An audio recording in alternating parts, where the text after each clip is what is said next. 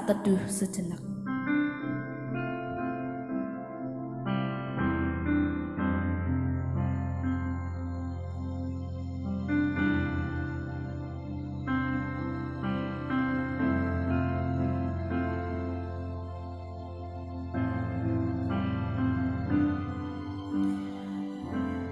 Angkatlah hatimu kepada Tuhan dan yakinilah bahwa pertolongan kita adalah dalam nama Tuhan yang menciptakan langit dan bumi serta segala isinya, dan yang tidak pernah meninggalkan hasil perbuatan tangannya. Turunlah ke atas kita kasih karunia dan damai sejahtera dari Allah Bapa, Putra, dan Roh Kudus. Amin. Bersyukur atas anugerah Tuhan yang selalu menyertai setiap kita hingga detik ini.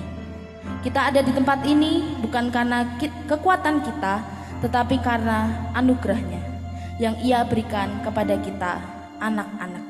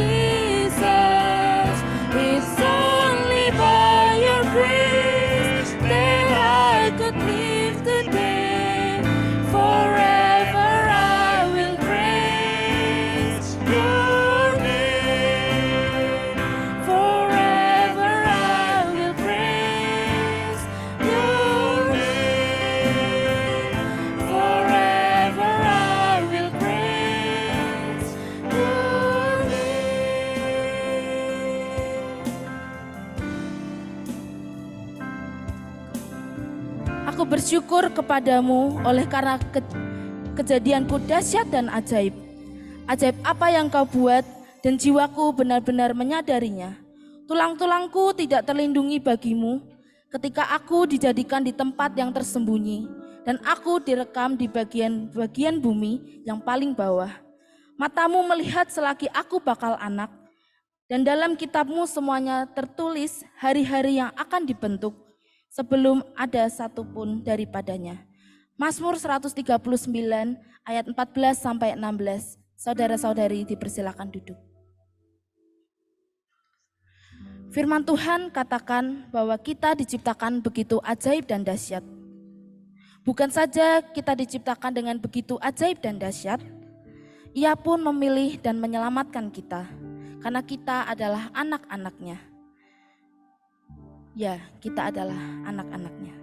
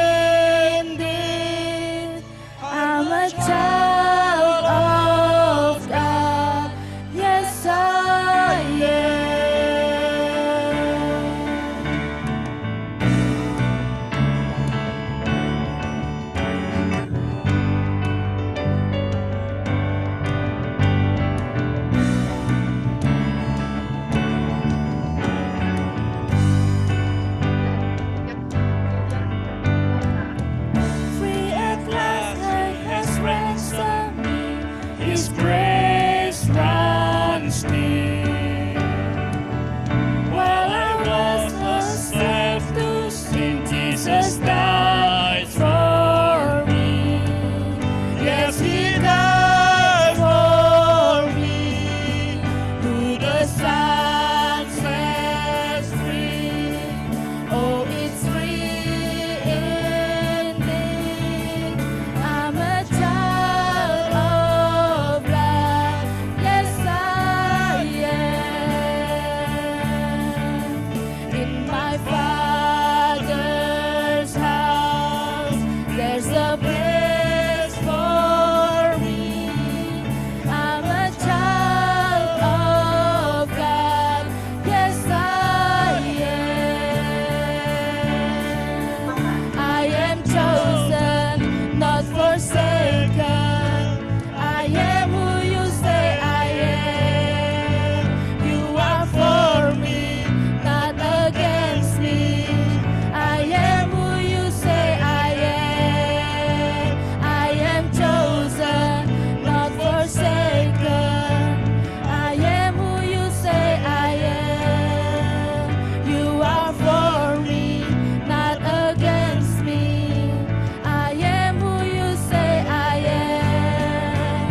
Who the Son sets free. Oh, it's free indeed. I'm a child of God. Yes, I am. In my Father's house, there's a place for me. I'm a child of God. Yes, I am. Who the Son sets free. Oh, it's free indeed. I'm a child of God. Yes, I am. In my Father's house, there's a place for me. I'm a child of God. Yes, I am. Who the Son sets free. Oh, it's free indeed. I'm a child of God. Yes, I am.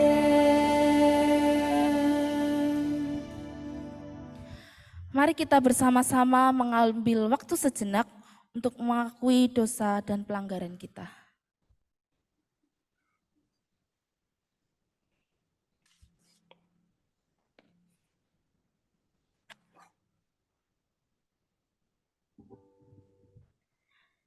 Ya Allah yang Maha Kuasa, di dalam kekudusan-Mu kami menyadari bahwa kami adalah orang yang berdosa. Kami sudah berdosa kepadamu melalui perkataan dan perbuatan kami. Bahkan kami pun sudah berdosa kepadamu melalui pikiran dan perasaan kami yang orang lain tidak mengetahuinya, tapi Engkau mengetahuinya. Ampunilah kami akan segala kesalahan kami, ya Allah yang Maha Kudus. Oleh karena Yesus Kristus, Putramu dan perantara kami. Amin. Saudara-saudari dipersilakan berdiri. Firman Tuhan yang penuh anugerah, sebab upah dosa ialah maut, tetapi karena Allah ialah hidup yang kekal dalam Kristus Yesus, Tuhan kita. Roma 6 ayat 23, oleh karena karunia Allah inilah kita beroleh pengampunan. Sebagai orang yang telah diampuni, hiduplah selalu di dalam kehendak Allah, dan inilah kehendaknya. Karena itu, kalau kamu dibangkitkan bersama dengan Kristus, carilah perkara yang di atas, di mana Kristus ada, duduk di sebelah kanan Allah. Pikirkanlah perkara yang di atas, bukan yang di bumi, sebab kamu telah mati dan hidupmu tersembunyi bersama dengan Kristus di dalam Allah. Kolose 3 ayat 1-3. Bersama-sama dengan orang percaya di sepanjang zaman dan tempat yang telah mengalami anugerah Allah, marilah kita ikrarkan pengakuan iman kita. Aku percaya kepada Allah, Bapa yang Maha Kuasa, Khalik langit dan bumi, dan kepada Yesus Kristus, anaknya yang tunggal Tuhan kita, yang dikandung dari Roh Kudus, lahir dari anak darah Maria, yang menderita sengsara di bawah pemerintahan Pontius Pilatus, disalibkan, mati dan dikuburkan, turun ke dalam kerajaan maut. Pada hari yang ketiga, bangkit pula dari antara orang mati, naik ke surga, duduk di sebelah kanan Allah, Bapa yang Maha Kuasa. Dan dari sana ia akan datang untuk menghakimi orang hidup dan yang mati. Aku percaya kepada Roh Kudus, gereja yang kudus dan am, persekutuan orang kudus, pengampunan dosa, kebangkitan tubuh, dan hidup yang kekal. Amin. Saudara-saudari dipersilakan duduk. Doa syafaat akan dipimpin oleh singers. Mari kita berdoa. Bapa di surga, kami ucap syukur Tuhan buat setiap penyertaan Tuhan dalam kehidupan kami, dan di tengah ibadah kami pada pagi hari ini Tuhan, kami bersyafaat untuk STT Aletheia dalam setiap program yang sudah sekolah kami rencanakan. Biarlah setiap apa yang boleh direncanakan, program tersebut boleh terrealisasikan dengan baik dan sesuai dengan kehendak Tuhan. Juga kami berdoa untuk tes penerimaan mahasiswa baru yang akan berlangsung dalam waktu dekat ini. Kami berdoa biarlah Tuhan yang terus senantiasa menyertai dan memberkati, terlebih bagi calon mahasiswa baru yang boleh terpanggil, kiranya mereka boleh mempersiapkan diri untuk mengikuti tes ini dengan baik. Kami berdoa menyerahkan doa ini hanya di dalam nama Tuhan Yesus. Tuhan, kami juga berdoa untuk bangsa Indonesia. Kami melihat bahwa ada begitu banyak hal-hal yang dalam pandangan kami buruk. Bila Tuhan Kau menolong setiap anak-Mu, setiap pemerintah yang ada, Tuhan menolong setiap mereka, berikan hikmat bagi mereka, agar mereka juga boleh melakukan yang terbaik, menjalankan yang terbaik di dalam kepemimpinan mereka. Dan biarlah Tuhan, segala sesuatu boleh mereka lakukan dengan baik. Dan kami juga berdoa untuk pemilihan presiden pada tahun 2024 mendatang. Tuhan yang menolong, Tuhan yang memimpin, dan Tuhan yang memberi yang terbaik. Dan biarlah Tuhan, siapapun yang terpilih boleh melakukan yang terbaik, memimpin bangsa Indonesia ini dengan baik. Terima kasih Tuhan, hanya di dalam nama Tuhan Yesus kami berdoa. Amin. Bapa di surga, kami menyerahkan doa syafaat ini ke dalam tangan-Mu. Biarlah Engkau yang menjawab seturut dengan kehendak-Mu. Di dalam nama Tuhan Yesus. Amin. Pada pagi hari ini, bersama-sama kita akan mendengarkan persembahan pujian dari paduan suara STT Aletheia.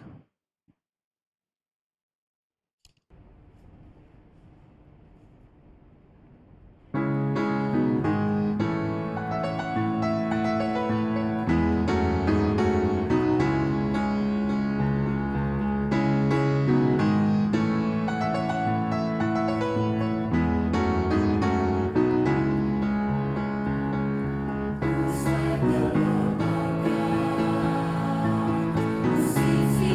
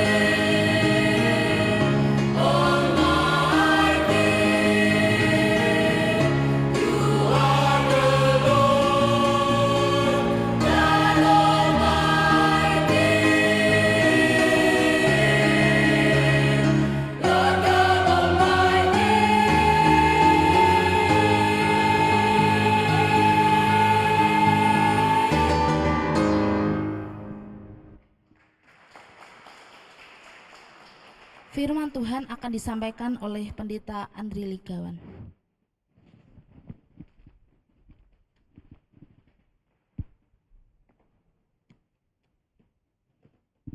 Mari kita berdoa. Tuhan, kami bersyukur untuk anugerah Allah yang besar di dalam perjalanan hidup kami. Kami tahu Tuhan, dalam perjalanan panggilan ini, pergumulan, ketakutan, kegentaran seringkali kami hadapi. Kami berdoa ya Tuhan, kiranya Engkau berbicara kepada kami, menguatkan kami kembali, memanggil kami kembali, dan meneguhkan kami kembali, untuk boleh menjalani kehidupan ini di dalam kasih karunia Allah. Dan panggilan kami ini boleh juga Tuhan pakai untuk melukiskan sebuah kisah yang indah di tengah-tengah dunia ini. Dan Injil Kristus bisa diberitakan melalui hidup kami. Kami berdoa dalam perenungan kami bersama, kiranya Tuhan boleh menyertai kami. Demi Putramu Yesus Kristus kami berdoa dan berseru. Amin. Pada hari ini kita akan belajar satu tema anugerah Allah dan panggilan. Kita buka di dalam 1 Timotius pasal yang pertama ayat 12 hingga ayatnya yang ke-17. Kita buka bersama firman Tuhan di dalam 1 Timotius pasal yang pertama ayatnya ke-12 hingga ayatnya yang ke-17. Jika sudah menemukannya kita akan baca secara bergantian. Saya ayat pertama ayat 12, saudara-saudari sekalian atau rekan-rekan sekalian ayat ke-13, begitu seterusnya hingga ayatnya yang ke-17. Demikian firman Tuhan. Aku bersyukur kepada Dia yang menguatkan aku, yaitu Kristus Yesus Tuhan kita. Karena Ia menganggap aku setia dan mempercayakan pelayanan ini kepada aku.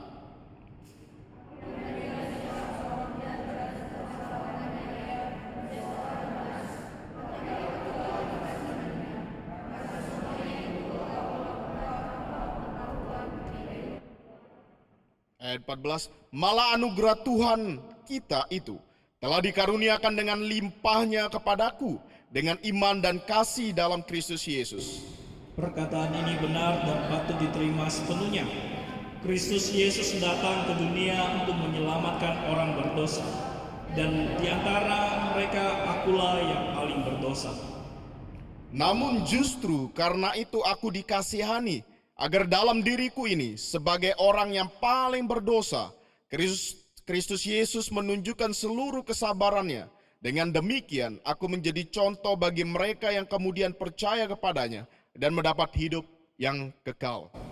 Hormat dan kemuliaan sampai selama-lamanya bagi Raja segala zaman, Allah yang kekal, yang tak nampak, yang esa. Amin. Demikian firman Tuhan yang kita baca. Di dalam perjalanan hidup ini tentunya tidak mudah kita jalani. Ada pergulatan-pergulatan berkenaan dengan panggilan kita, baik di dalam diri kita sendiri maupun pengaruh-pengaruh orang lain. Tentunya pergulatan-pergulatan ini tidak bisa terlepaskan di dalam setiap hidup kita masing-masing. Misalnya di dalam pergulatan diri kita sendiri, rekan-rekan sekalian, kita seringkali berbicara tentang soal penerimaan diri, yang mana itu terlahir di dalam faktor internal diri kita ketika melihat situasi, ketika melihat kondisi, ketika melihat apa yang menjadi tantangan di dalam pelayanan ataupun panggilan hidup kita. Pergumulan yang lahir di dalam diri sendiri yang bersifat internal ini seringkali menghantui kita sekalian. Kita seringkali merasa saya tidak mampu, kita sulit menerima diri kita sendiri. Pergumulan-pergumulan seperti ini seringkali membuat kita luput untuk melihat sesuatu karya yang lebih besar daripada persoalan yang kita alami pada saat ini. Tentunya ketika kita berbicara tentang penerimaan diri, ini menjadi persoalan yang tidak mudah di tengah zaman yang saat ini terus berkembang. Bagaimana orang berusaha mengeksplor atau mengekspos dirinya di dalam dunia sosial, dunia digital, di mana dia butuh pengakuan-pengakuan orang lain. Dan di tengah pergumulan tentang diri sendiri itu kita bergumul, apakah kita bisa menerima diri kita apa adanya atau tidak.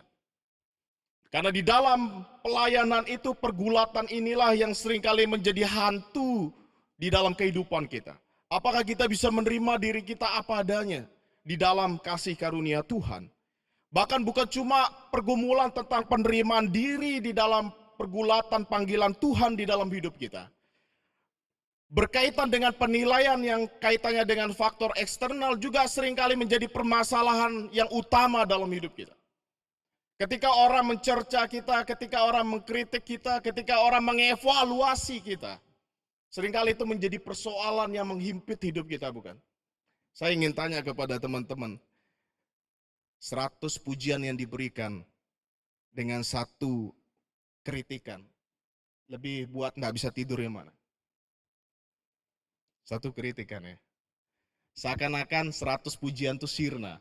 Kritikan tuh yang diingat, bahkan nggak bisa tidur semalaman ya. Karena penilaian itu sesuatu yang kadang kita tanpa sadari faktor eksternal dari orang lain itu menyakiti hidup kita. Bahkan sampai dalam titik-titik tertentu dalam kehidupan kita bersama, di dalam komunitas kita ataupun pelayanan kita di gereja, penilaian-penilaian atau evaluasi, kritikan, masukan itu sesuatu yang kadang nggak mengenakan. Kenapa ini bisa terjadi? Penilaian itu menjadi faktor yang tidak enak di dalam hidup kita. Karena bisa jadi persoalan utama itu kaitannya dengan penerimaan diri kita juga yang bermasalah di sana. Ini yang menjadi pergumulan, pergulatan panggilan kita di tengah dunia ini, di tengah pembentukan di Aletheia, di tengah gereja dan lain sebagainya, itu menjadi persoalan yang utama. Dan kita lupa melihat diri kita di dalam anugerah Allah.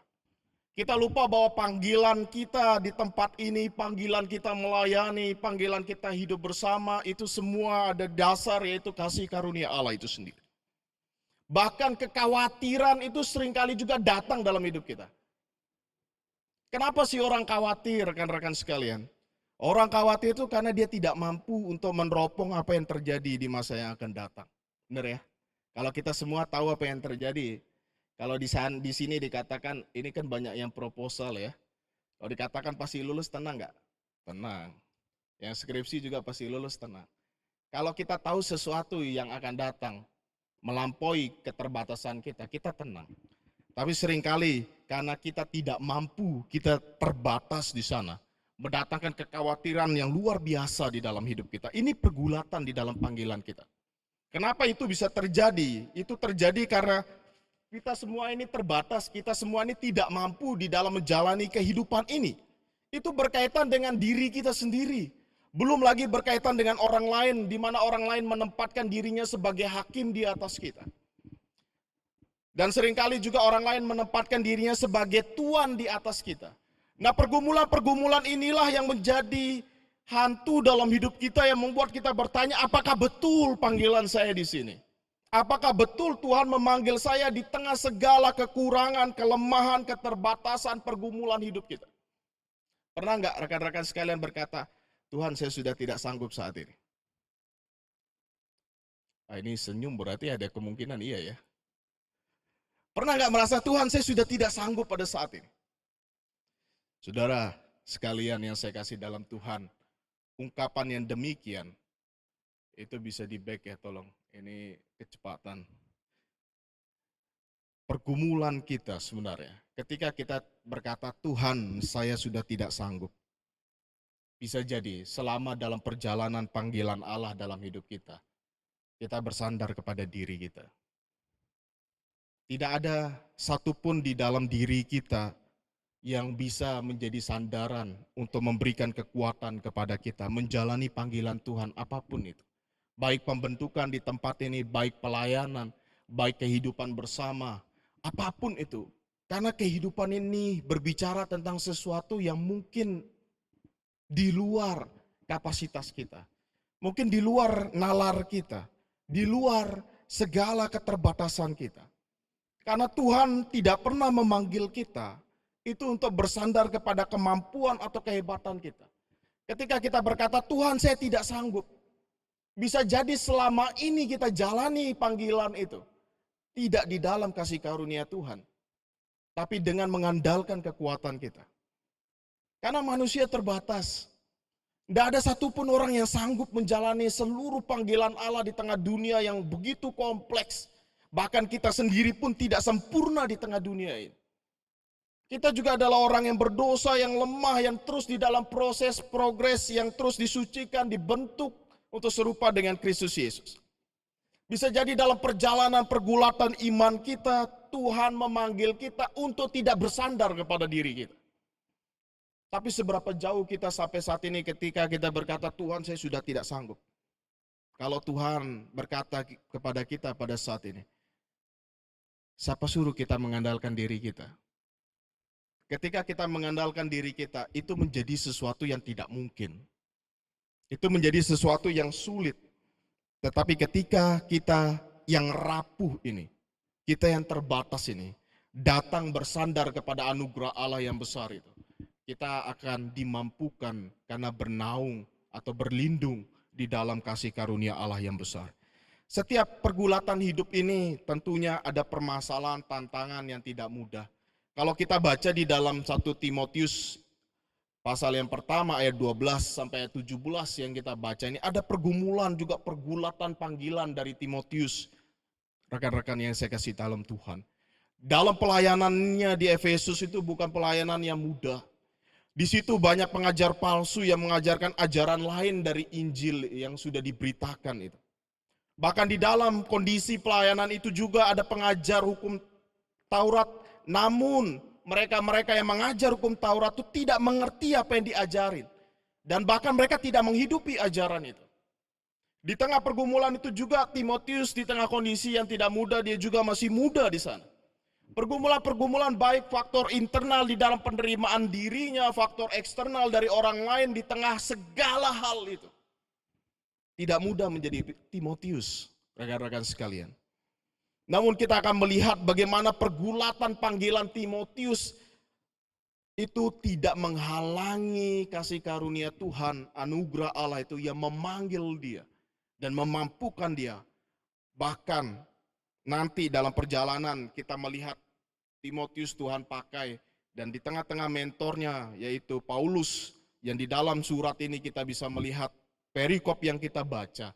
Bagaimana Paulus mengajarkan kepada kita tentang prinsip yang penting di dalam pelayanan panggilan Allah kepada setiap kita itu. Dalam segala dimensi panggilan itu.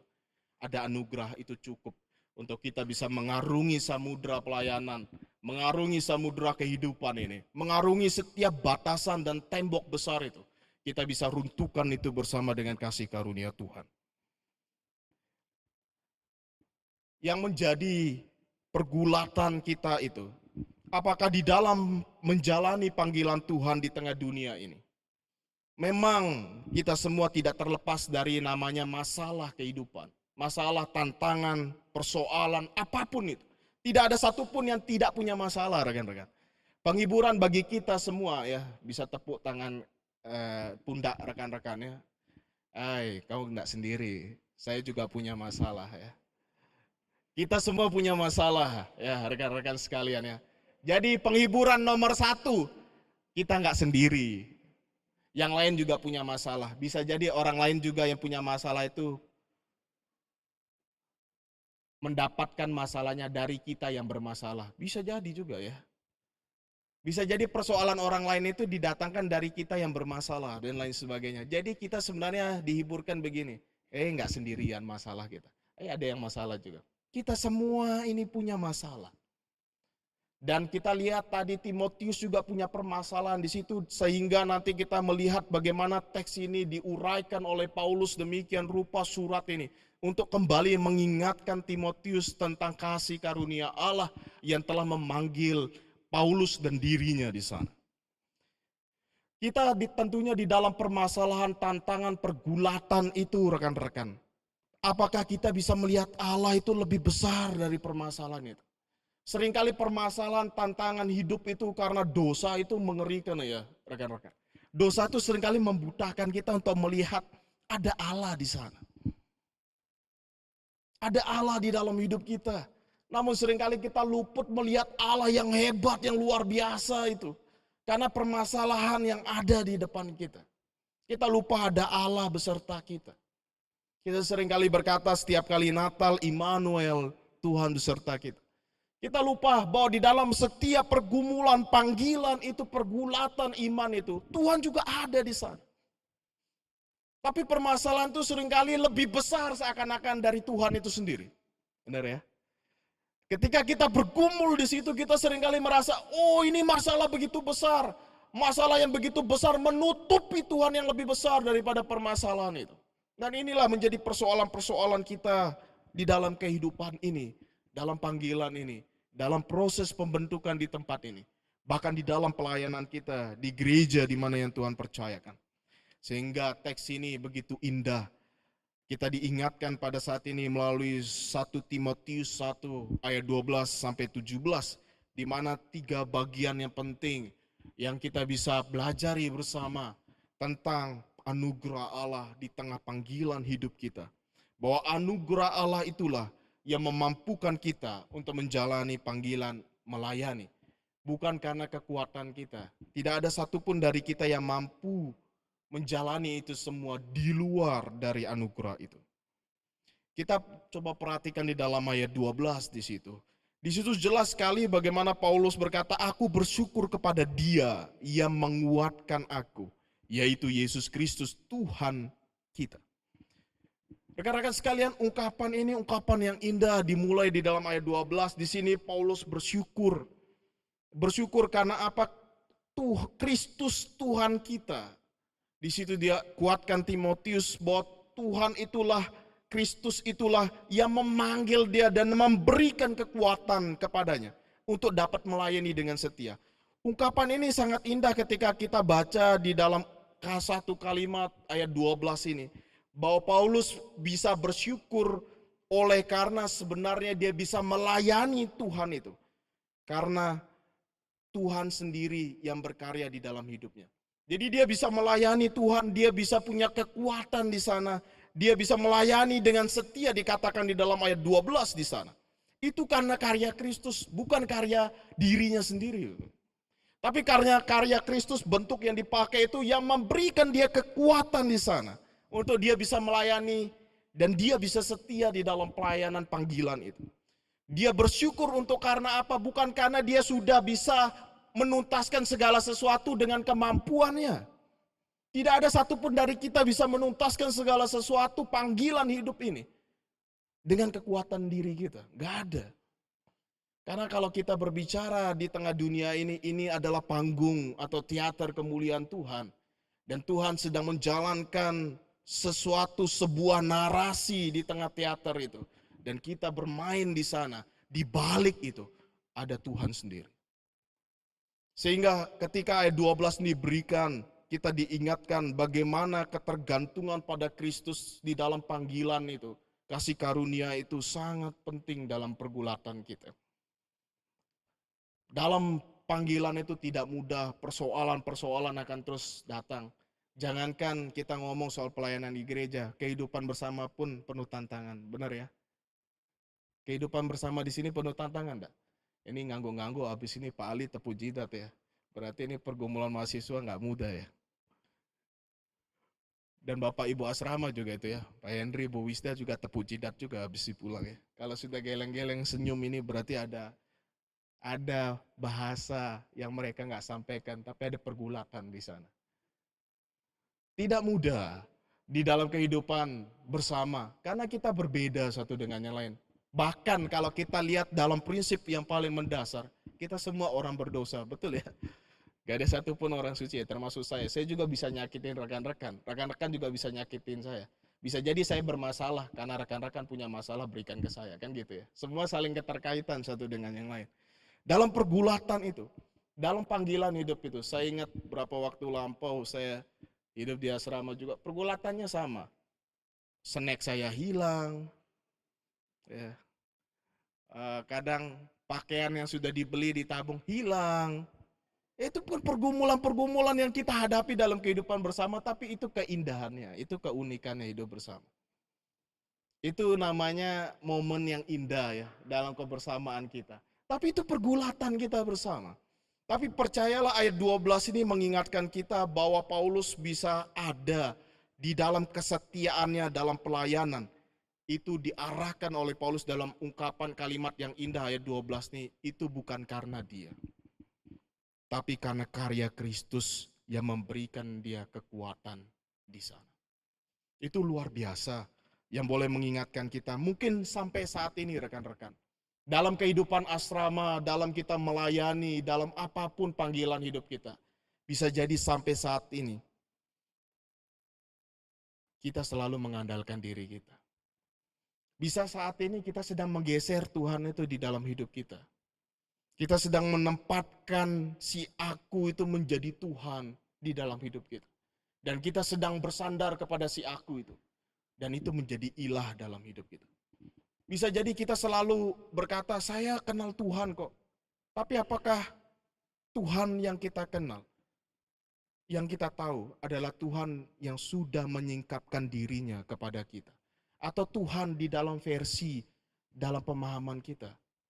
Jika demikian, bisa jadi itu adalah Tuhan di dalam perspektif kita, dan kita sendirilah adalah Tuhan itu sendiri. Dan ini persoalan dalam hidup kita.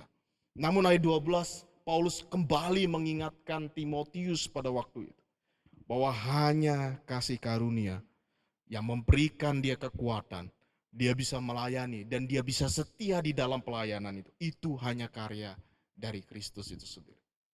Dan rekan-rekan bisa ada sampai saat ini, itu juga karena karya Kristus.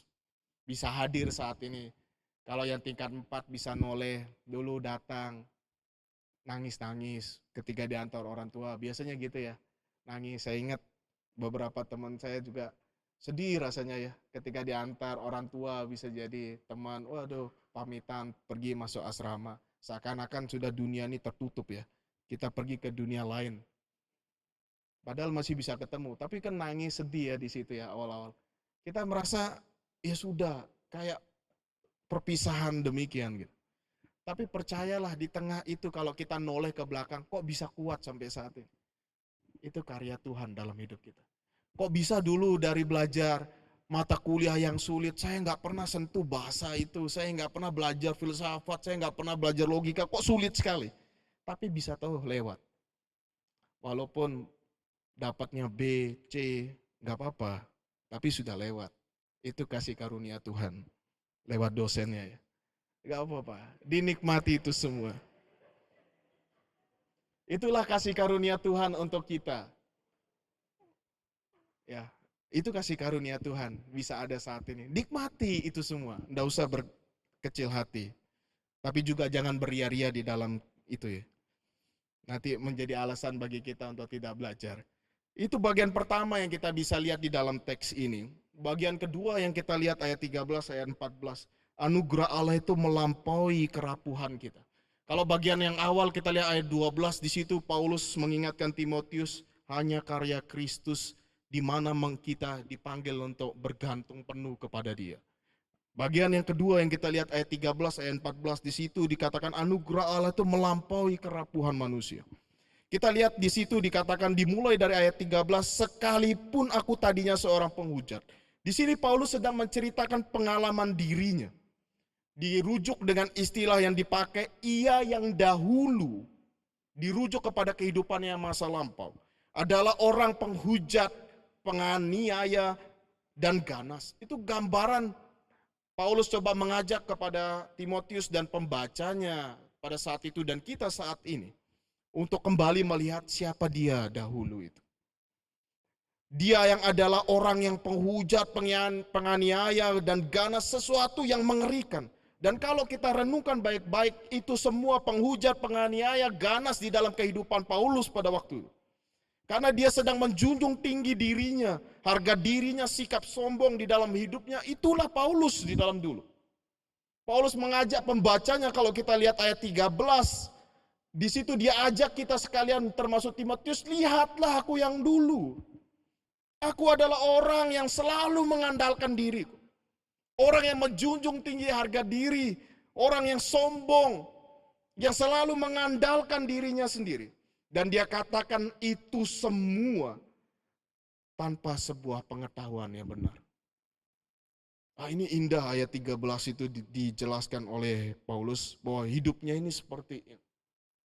Dan kita coba perhatikan di dalam ayat 14 itu kembali dia jelaskan bagaimana hidupnya yang dulu, yang kacau, yang gak jelas itu.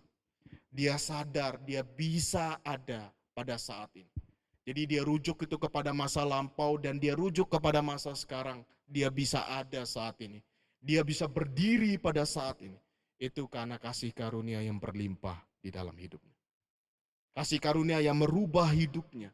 Yang dulu ego, sombong, menjadi orang yang bersandar dan penuh dengan cinta kasih.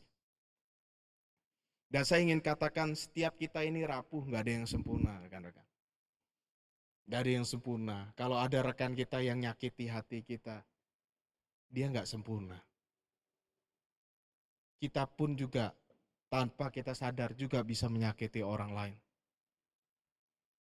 Kita juga bisa menyakiti orang lain. Dalam pelayanan juga kita bisa melukai banyak orang. Kita terbatas. Gak ada dari satupun dari kita yang lebih layak dari satu dengan lain. Tidak ada satupun dari kita lebih hebat dari orang lain. Kita semua ini bobrok, hina di hadapan Tuhan. Paulus juga menyadari gambaran ayat 13 itu dia mengajak kembali Timotius, lihat diriku yang dulu. Aku yang hancur, aku yang rapuh ini. Di dalam kasih karunia itu melampaui kerapuhan hidupku. Dan kasih karunia Tuhan juga ketika berbicara kepada rekan-rekan sekalian dan kepada saya. Bahwa kasih karunia Tuhan, anugerah itu melampaui segala kerapuhan hidup kita. Jadi terimalah kerapuhan itu. Jangan merasa bahwa kerapuhan itu kita sangkali dan kita merasa kita bisa berdiri sendiri di dalam segala kekuatan dan kehebatan kita. Enggak ada yang mampu. Tapi Paulus mengingatkan bahwa di dalam kerapuhan itu ada anugerah Allah yang melampauinya, yang memanggil dia, yang membawa perubahan di dalam hidupnya.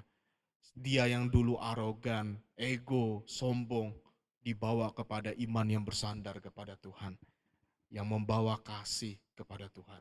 Dan bukankah ini juga yang ditujukan kepada setiap kita?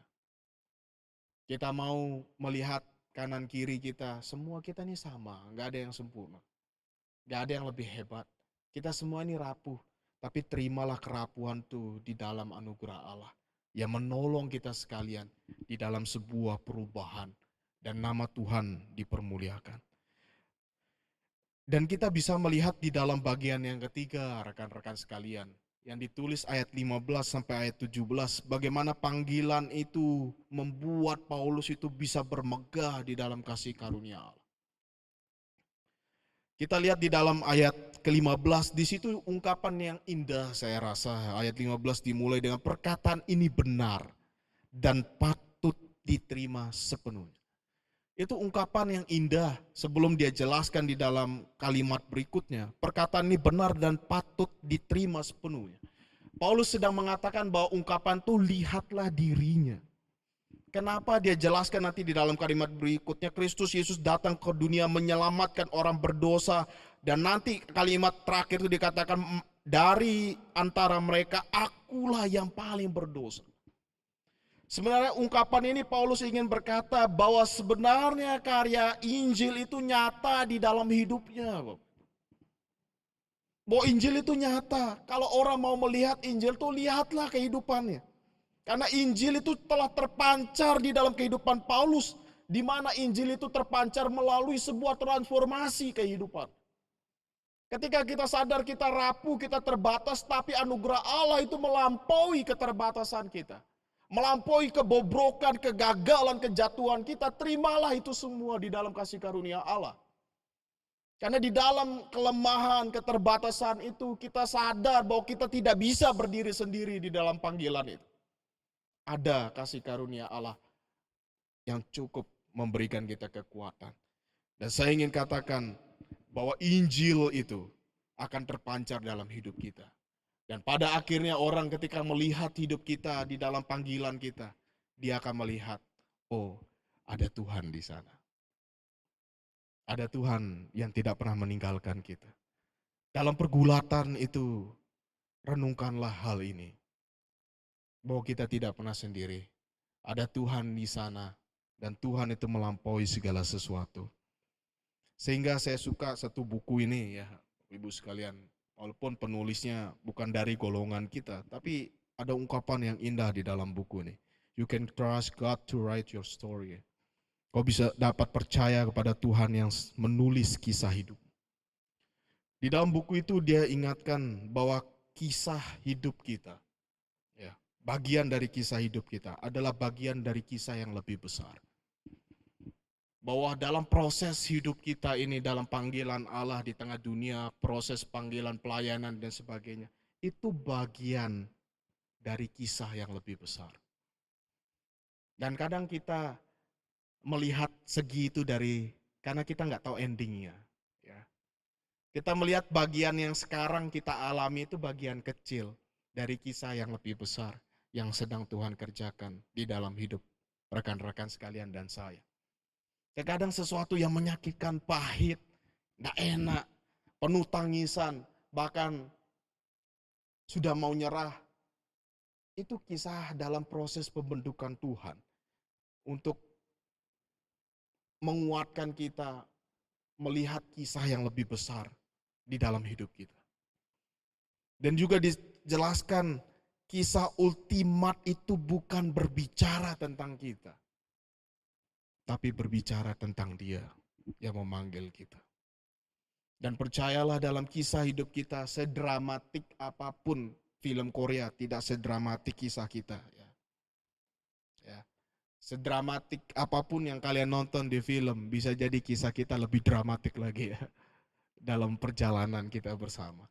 Tapi percayalah, itu kisah bukan tentang kita, tapi kisah tentang Tuhan yang memanggil kita, yang memproses hidup kita, memperlengkapi kita di dalam kasih karunia Tuhan.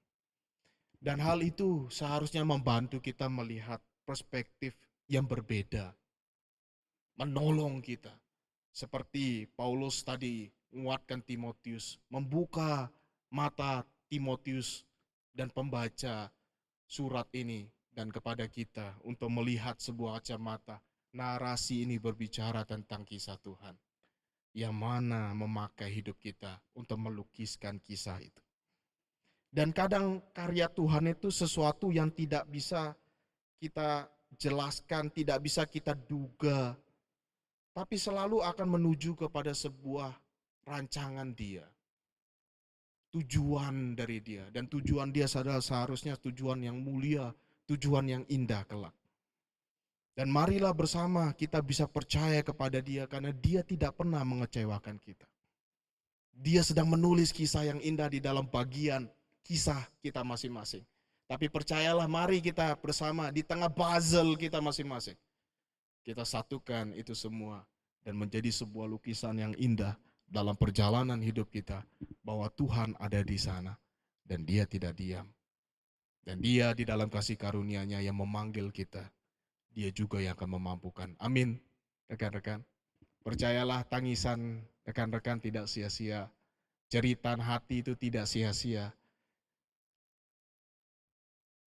Keterbatasan kita bukanlah halangan dari kasih karunia Tuhan. Sekarang dapat C, nggak apa-apa, syukurin. Tantang diri di dalam kasih anugerah Tuhan. Tuhan lebih besar dari ini yang memanggil saya. Doronglah diri. Kalau sekarang dapat C, depan dapat A. Kalau dosen bilang, oh kok malas, tunjukkan kasih karunia Tuhan cukup memanggil kita, memampukan kita. Tunjukkan bahwa Tuhan cukup di sana dan Tuhan hadir di sana, mencukupkan segala sesuatu di dalam panggilannya. Tuhan berkati kita sekalian dan terus bersemangat di dalam panggilan ini, dan nama Tuhan boleh dipermuliakan kelak dalam perjalanan hidup kita bersama. Mari kita berdoa untuk mengakhiri renungan pada saat ini. Tuhan, terima kasih untuk kebenaran firman-Mu. Hamba-Mu sudah selesai berbicara. Kiranya Roh Kudus terus mengingatkan kami, memproses hidup kami, menguatkan kami sekalian dalam proses panggilan yang ada di tempat ini. Kami menyerahkan hidup kami dalam kasih anugerah-Mu ya Tuhan. Terpujilah Engkau Tuhan, dari sekarang sampai selama-lamanya. Demi Putra-Mu Yesus Kristus Tuhan dan Juru Selamat kami berdoa. Amin.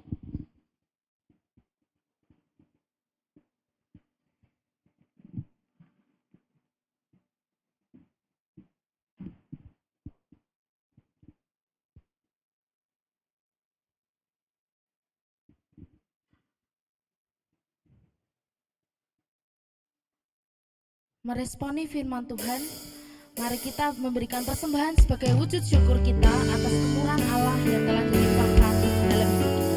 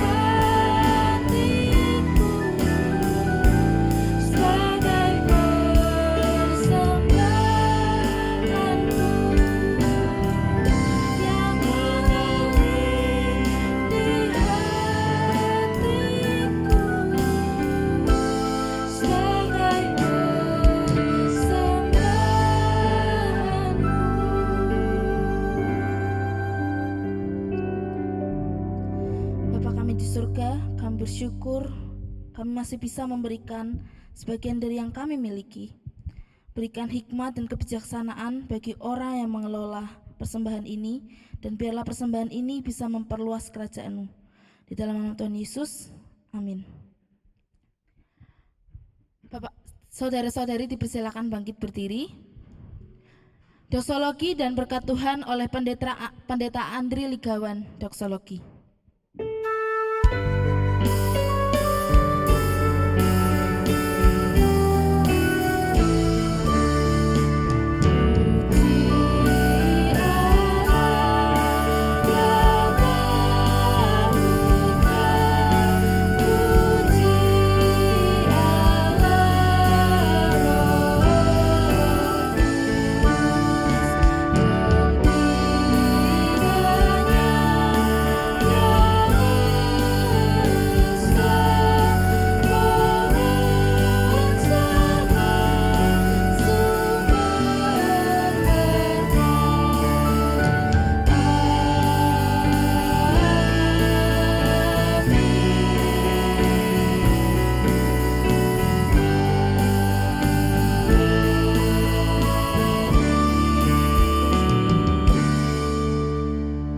Rekan-rekan yang saya kasih dalam Tuhan, arahkanlah hatimu kepada Tuhan dan terimalah berkat Tuhan. Kiranya kasih yang besar melalui Allah Bapa, kiranya kasih keselamatan melalui putranya Yesus Kristus, kuat kuasa penghiburan dari Roh Kudus, kiranya Allah yang Tritunggal itu yang telah memanggil kita semua di dalam panggilan itu, Dialah juga yang akan memampukan kita. Dan Dia juga yang akan mengukir segala sesuatu yang indah di tengah segala kerapuhan kita bersama. Dan pada akhirnya kemuliaan bagi namanya melalui kehidupan kita. Dan Dialah yang mereka di dalam Allah Tritunggal itulah yang akan memberkati kita selama-lamanya. Amin.